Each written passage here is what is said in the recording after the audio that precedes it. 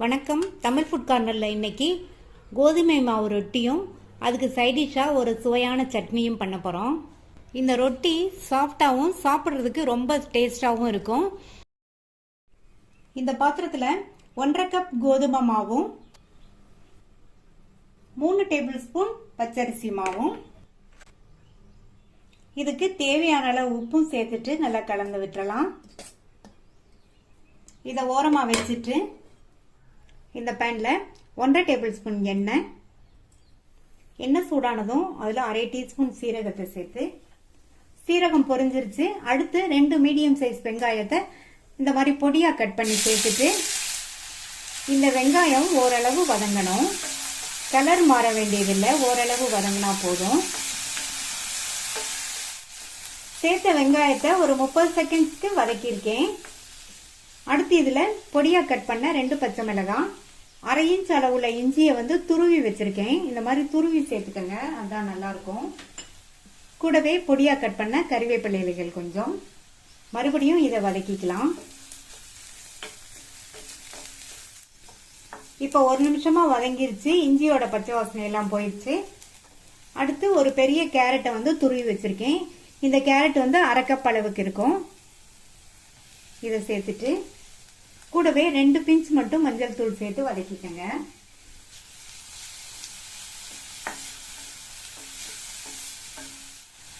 Carrot துருவலை சேர்த்து நல்லா ஒரு தடவை வதக்கி விட்டாச்சு.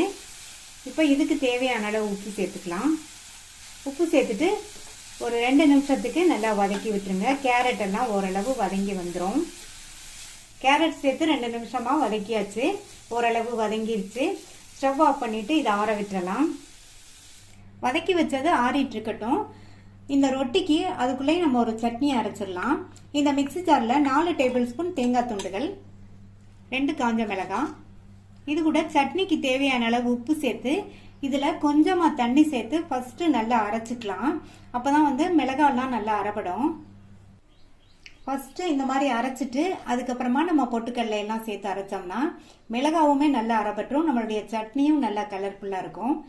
அடுத்து இது கூட 2 டேபிள் ஸ்பூன் பொட்டுக்கடலையும், ஒரு சின்ன பீஸ் புளி, அதுக்கப்புறமா 2 பூண்டும், சட்னிக்கு தேவையான அளவு தண்ணியும் சேர்த்து மறுபடியும் இதை அரைச்சிக்கலாம். நைஸாக அரைச்சிக்கலாம். இந்த சட்னிக்கு தண்ணி நிறைய சேர்க்காம ஓரளவு கொஞ்சம் கம்மியாகவே சேர்த்து கெட்டியாக இருக்கிற மாதிரி அரைச்சிக்கணும்.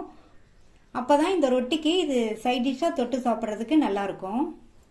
அரைச்ச சட்னியை இந்த பவுலுக்கு மாற்றிடலாம். இந்த மாதிரி கன்சிஸ்டன்சியில் இருக்கிற மாதிரி அரைச்சிக்கங்க. இந்த சட்னியில் தாளிப்பு சேர்க்கறதுக்கு கொஞ்சமாக எண்ணெய் விட்டு கடுகு உளுந்து கறிவேப்பிலை போட்டு தாளிச்சிருக்கேன். தாளிப்பை இந்த சட்னியில் சேர்த்துடலாம். நம்மளுக்கு சட்னி ரெடி ஆயிடுச்சு. நம்ம வதக்கி வச்சதெல்லாம் ஆறிடுச்சு. நம்ம மிக்ஸ் பண்ணி வச்ச கோதுமை மாவு அரிசி மாவோட இதை சேர்த்துக்கலாம். இது கூட 1/4 டீஸ்பூன் மிளகாத்தூள். நம்ம பச்சை மிளகாலாம் சேர்த்துருக்கிறதுனால மிளகாத்தூள் இந்த அளவு போதும். நீங்கள் தேவைப்பட்டா கூட கொஞ்சம் சேர்த்துக்கங்க. அடுத்து இது கூட 1-2 பொடிச்ச வறுத்த வேர்க்கடலை, இதை 2 டேபிள் ஸ்பூன் இதில் சேர்த்துக்கலாம். இந்த மாதிரி இதை சேர்த்து நம்ம ரொட்டி பண்ணோம்னா டேஸ்ட் ரொம்ப சூப்பராக இருக்கும். அடுத்து பொடியாக கட் பண்ண கொத்தமல்லி இலைகள். இப்போ எல்லாத்தையும் நல்லா ஒன்றா மிக்ஸ் பண்ணிக்கலாம். இந்த மாதிரி கலந்துட்டு இதில் கொஞ்சம் கொஞ்சமாக தண்ணி சேர்த்து பிசைஞ்சுக்கலாம். தண்ணியை மொத்தமாக ஊற்றிடக்கூடாது.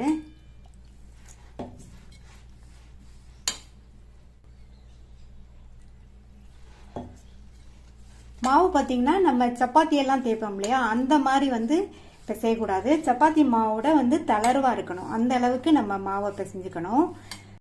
நம்ம இதை சப்பாத்தி மாதிரி ரோல் பண்ண போகிறது கிடையாது. ஒரு பட்டர் ஷீட்டில் வச்சு நம்ம ரொட்டி மாதிரி தட்ட போகிறோம். அதனால மாவை தளர்வாக பிசைஞ்சுக்கணும். கொஞ்சம் கொஞ்சமாக தண்ணி சேர்த்து மாவை பிசைஞ்சிட்டோம். இந்த மாதிரி இருக்கிற மாதிரி பிசைஞ்சுக்கங்க. இது சப்பாத்தி மாவோட கொஞ்சம் தளர்வாக இருக்குது. நான் ரொட்டி தட்டுறதுக்கு இந்த அளவு மாவு எடுத்திருக்கேன். இந்த அளவு கொஞ்சம் பெரிய உருண்டையாக உருட்டி வச்சிருக்கேன். இதே மாதிரி மீதி உள்ள மாவையும் உருட்டி வச்சிடலாம். நம்ம உருட்டி வச்ச மாவுல இருந்து ஒரு உருண்டை மாவு எடுத்திருக்கேன். இந்த பட்டர் ஷீட்ல மேலே எண்ணெய் அப்ளை பண்ணியிருக்கேன். நீங்கள் பட்டர் ஷீட் இருந்தால் எடுத்துக்கோங்க, அல்லது வாழையில இருந்தாலும் எடுத்துக்கலாம். இதை வச்சுட்டு கையில் வந்து கொஞ்சமாக எண்ணெய் அப்ளை பண்ணிட்டு நல்லா மெல்லிசா ரவுண்டாக தட்டிக்கலாம். ரொம்ப திக்கா இல்லாம ஓரளவு இந்த மாதிரி மெல்லிசா இருக்கிற மாதிரி தட்டிக்கங்க, அப்பதான் நல்லா இருக்கும். நல்லா ரவுண்ட் ஷேப்ல தட்டியாச்சு. இதை இந்த மாதிரி ஒரு ஷார்ப்பான மூடியை வச்சு பிரஸ் பண்ணிட்டோம்னா இன்னுமே நமக்கு நல்லா அழகா ரவுண்ட் ஷேப் கிடைச்சிரும். இந்த மாதிரி பிரஸ் பண்ணிட்டு எக்ஸஸ் உள்ள மாவெல்லாம் எடுத்துட்டு மெதுவா மூடி எடுத்துட்டோம்னா நமக்கு அழகான ரவுண்ட் ஷேப் கிடைச்சிரும். இதே மாதிரி எல்லாத்தையும் தட்டி தட்டி தோசைக்கல்ல போட்டு எடுத்துடலாம்.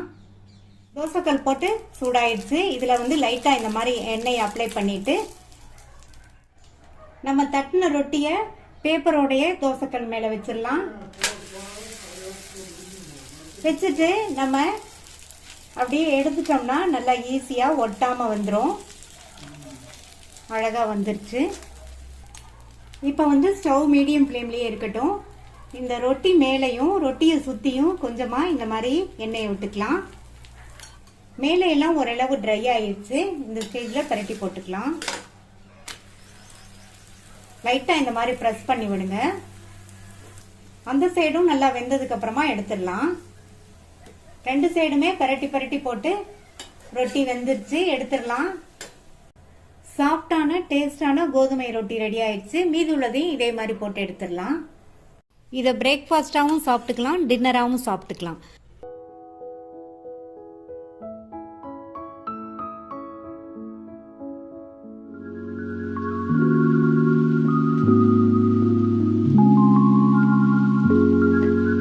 ரவா அடை பண்ண போகிறோம். இந்த பாத்திரத்தில் 1 கப் ரவை, வறுத்த ரவை வறுக்காத ரவை எது வேணாலும் சேர்த்துக்கலாம். ரவை எடுத்த அதே கப்லேயே 1 கப் கோதுமை மாவு, ஒரு பெரிய வெங்காயம் பொடியாக கட் பண்ணது, 2 பச்சை மிளகாய் பொடியாக கட் பண்ணது. குழந்தைங்க சாப்பிட்ற மாதிரி இருந்தால் நீங்கள் விதைகளை எடுத்துட்டு கட் பண்ணிக்கோங்க. 1/2 டேபிள் ஸ்பூன் அளவுக்கு பொடியாக கட் பண்ண இஞ்சி, 1/4 டீஸ்பூன் மஞ்சள் தூள், 1/4 டீஸ்பூன் பெருங்காய பவுடர், பொடியாக கட் பண்ண கருவேப்பிலை இலைகள் சிறிதளவு, 3 டேபிள் ஸ்பூன் அளவுக்கு பொடியாக கட் பண்ண கொத்தமல்லி இலைகள். இதுக்கு தேவையான அளவு உப்பு, ரவை எடுத்த கப்பில் 3/4 கப் அளவுக்கு தயிர். இப்போ இது கூட கொஞ்சம் கொஞ்சமாக தண்ணி சேர்த்து அடமாவு பார்த்துக்கு பிசைஞ்சுக்கணும். தண்ணியை வந்து மொத்தமாக ஊற்றிடக்கூடாது. நம்ம தட்டி போடுற பக்குவத்துக்கு இருக்கணும்.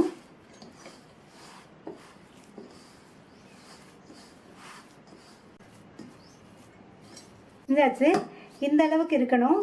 அப்போ தான் நம்ம மாவை இலையில தட்டி போடுறதுக்கு கரெக்டாக இருக்கும். அதனால் தண்ணியை பார்த்து கவனமாக சேர்த்துக்கங்க. அடையை தட்டிடலாம். நான் இன்றைக்கி வாழை இலையில் தட்ட போகிறேன். நீங்கள் இதுக்கு பதில் பட்டர் ஷீட், பிளாஸ்டிக் ஷீட் எதுலனாலும் வச்சு தட்டிக்கலாம். வாழை இலையில் கொஞ்சமாக எண்ணெய் அப்ளை பண்ணிவிட்டு தட்டணும். அப்போ தான் தட்டுறதுக்கு நல்லா ஈஸியாக வரும். மாதிரி ஸ்ப்ரெட் பண்ணி விட்டுட்டு அடையை தட்டினோம்னா நம்மளுக்கு கையில் எடுக்கிறதுக்கும் ஈஸியாக இருக்கும். கையில் லைட்டாக எண்ணெயை அப்ளை பண்ணிவிட்டு ரெடி பண்ணி வச்ச மாவுலேருந்து இந்த அளவு மாவு எடுத்து நல்லா ரவுண்டாக தட்டிக்கலாம்.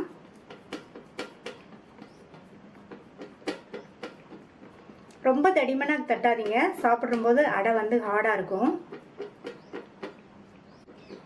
ரவுண்டாக தட்டியாச்சு. இந்த திக்னஸ்க்கு இருக்கிற மாதிரி தட்டிக்கங்க. இப்போ தோசைக்கல்லில் போட்டு எடுத்துடலாம்.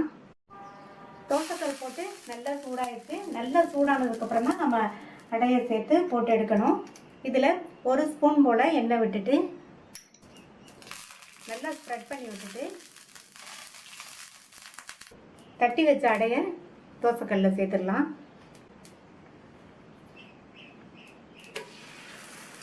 அடையை சேர்த்ததுக்கப்புறமா ஸ்டவ்வை வந்து நிதானமாக எரிய விடுங்க.